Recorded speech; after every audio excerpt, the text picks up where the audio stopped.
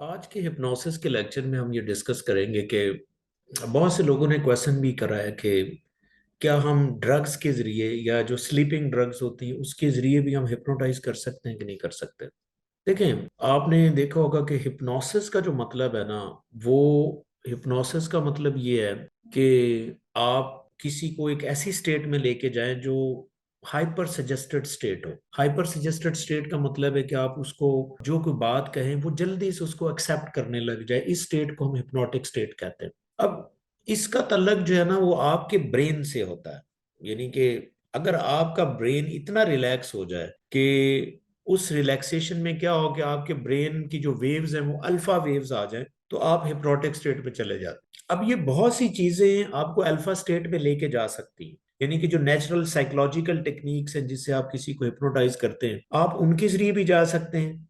कुछ physiological method है उनके जरिए भी जा सकते हैं। लेकिन कुछ ड्रग्स भी हैं जिसकी वजह से आप ब्रेन की उस स्टेट में चले जाते हैं जो कि आपको हाइपर सजेस्ट बना सकते हैं। फॉर एग्जांपल, उन ड्रग्स में ज्यादातर जो ड्रग्स होती हैं वो सेडेटिव ड्रग्स होती हैं। यानी कि सेडेटिव ड्रग्स वो ड्रग्स होती जो आपके नर्वस सिस्टम को स्लो डाउन करती, लाइक जो आपकी ब्रेन वेव्स को स्लो करती हैं, जिसमें फॉर एग्जांपल अल्कोहल है या बेंजोडाइजेपीन में या स्लीपिंग पिल्स जितनी भी हैं, वो बेसिकली आपके ब्रेन वेव को स्लो करती हैं। अगर आप ड्रग्स के जरिए हिप्नोटाइज होना चाहते हैं तो इसके बड़े साइड इफेक्ट है, बड़े लीथल कॉन्सिक्वेंसेज हैं और एथिकली भी नहीं है। देखिए, जब आप ड्रग्स के जरिए हिप्नोटाइज होते हैं तो आपको एडिक्शन हो सकती। फर्ज करें आप रूटीन में अल्कोहल लेते हैं तो आप कहते हैं जी आपको एडिक्शन हो सकती। एडिक्शन के अलावा उसके अपने साइड इफेक्ट हैं। जब आप अल्कोहल या सेडेटिव ड्रग्स लेंगे तो आपका जो कॉग्निटिव सिस्टम है वो वीक होगा, मेमोरी इश्यूज आएंगे, लर्निंग, फोकस, इस तरह के इश्यूज आएंगे।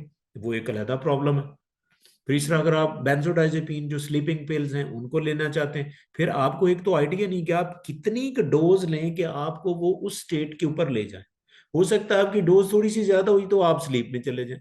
जब आप स्लीप में जाएंगे तो वो हिप्नोसिस नहीं है। तो इसीलिए जितने भी लोगों ने ये बार बार क्वेश्चन पूछा है कि लाइक आप ड्रग्स के जरिए हिप्नोटाइज कर सकते हैं, जी वो सेफ नहीं है। फिर उसको कैलकुलेट करना कि आप कितनी ड्रग दें कि बंदा वो सबकॉन्शियस माइंड में चला जाए, एक ये भी। दूसरा, अनएथिकल है। यानी कि ये हिप्नोथेरेपिस्ट जो ट्रेन हिप्नोथेरेपिस्ट होते हैं उनके डोमेन में ये चीज नहीं आती। देखिए, एक काम अगर आप नेचुरली जो कर सकते हैं ना उसका कोई अल्टरनेट नहीं। जो आप नेचुरल तरीके से किसी को हिप्नोटाइज करते हैं, उसको सबकॉन्शियस माइंड में लेके आते हैं, तो उसका कोई ड्रग्स के साथ कोई अल्टरनेट नहीं। ठीक है ना, ड्रग्स आप कर दें, थोड़ी सी ओवरडोज हुई फिर भी फायदा नहीं होगा, थोड़ी सी कम डोज है फिर भी फायदा नहीं होगा। तो उसको कैलिब्रेट करना, उसको कैलकुलेट करना, ये भी एक प्रॉब्लम है। इस प्रॉब्लम के अलावा एथिकल भी नहीं है, इसके अलावा इसके साइड इफेक्ट भी बहुत है। तो फॉर योर काइंड इन्फॉर्मेशन, कि अगर आप किसी को हिप्नोटाइज करना चाहते हैं तो ये ड्रग्स का आप सोचे ही ना। ठीक है ना, तो आप सिंगल जो साइकोलॉजिकल इंटरवेंशन मैं आपको बताता हूँ, आप उसके जरिए हिप्नोटाइज करें तो वो सेफ भी है और उसका कोई साइड इफेक्ट भी नहीं है। हाँ, फिर डिपेंड करता है कि आप हिप्नोटाइज किसके लिए कर रहे हैं, किस मकसद के लिए कर रहे हैं। और इसके लिए आप कोई चीज एंजाइटी मैनेज करना चाहते हैं, स्ट्रेस मैनेज करना चाहते हैं, तो फिर हिप्नोटिक स्टेट में डालने के बाद आपने जो टेक्निक इस्तेमाल करनी है एंजाइटी निकालने के लिए, स्ट्रेस के लिए, वो टेक्निक में भी आप एक्सपर्ट होने चाहिए।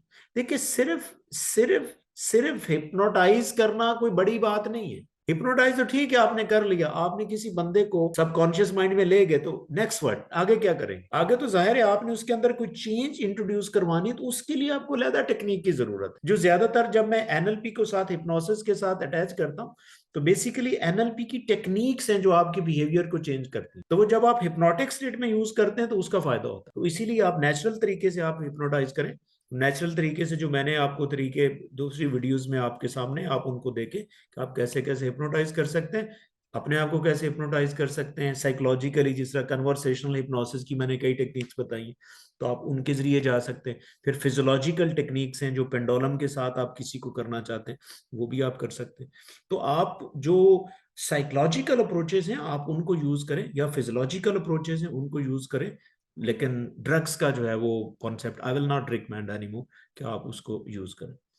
Thank you so much for watching video. अगर आपका कोई क्वेश्चन है तो please right me in the comments. Thank you.